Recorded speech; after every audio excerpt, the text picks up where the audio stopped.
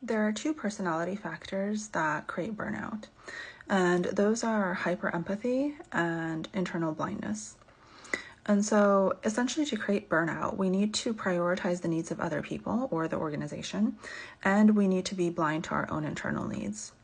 And hyperempathy is essentially this ability to really sense the needs of everyone in the room and understand exactly what they want and be very attuned to their emotional state. So people with hyperempathy can pick up on the whole vibe of the room just the minute they walk in. They can know if somebody is upset even before that person knows that they're upset. It's a remarkable talent, but it has a lot of detriments because essentially it typically results in self-blindness. So what this looks like is that you're typically living in the minds of other people throughout the day, and you don't really know what you need or what you want because you spend so much time thinking about what other people are thinking and what they want and what they're feeling and what they need. And then you end up exhausted and overworked and burnt out, right? And you might wonder, why does this happen? Well, so one of the factors for having a vulnerability toward burnout is having a difficult childhood or just living through difficult life experiences.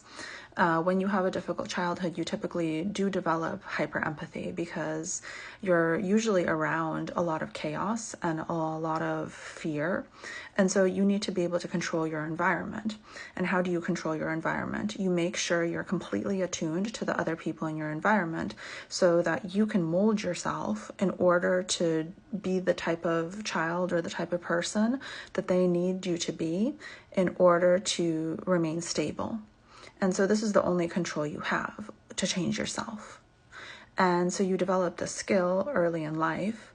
And yes, it probably serves you to a certain degree because typically a lot of individuals who have hyperempathy and can really control it, they end up extremely successful because it's a superpower to be able to sense the emotions and cognitions of other people. It's actually really helpful. But the problem is a lot of people are using this superpower to hurt themselves because they can't hold both states in the mind. They can't hold all of this information, all of this processing that they're running of everyone else's feelings, emotions, needs, wants, and at the same time they can't go internally and perceive their own emotions, thoughts, needs, wants. They can't just balance that. And if you were able to learn to balance that, then you could actually use that hyperempathy really to your advantage and protect yourself from burnout.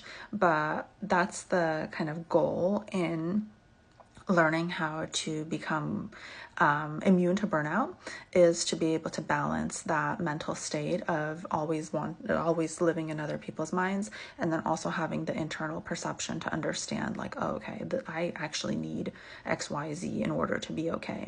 Because I know a lot of people don't like to hear this, especially a lot of my clients, but humans have biological and psychological needs that are not negotiable. And so if you fight against these needs, and you will end up in a state that is not ideal, whether it's depressed, burnt out, etc.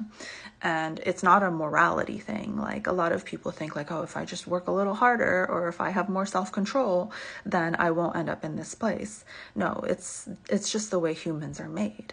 You'd have certain biological and psychological needs, and if they're not met, you end up in a state of burnout. And it's not your fault. It's just how the human mind and body function.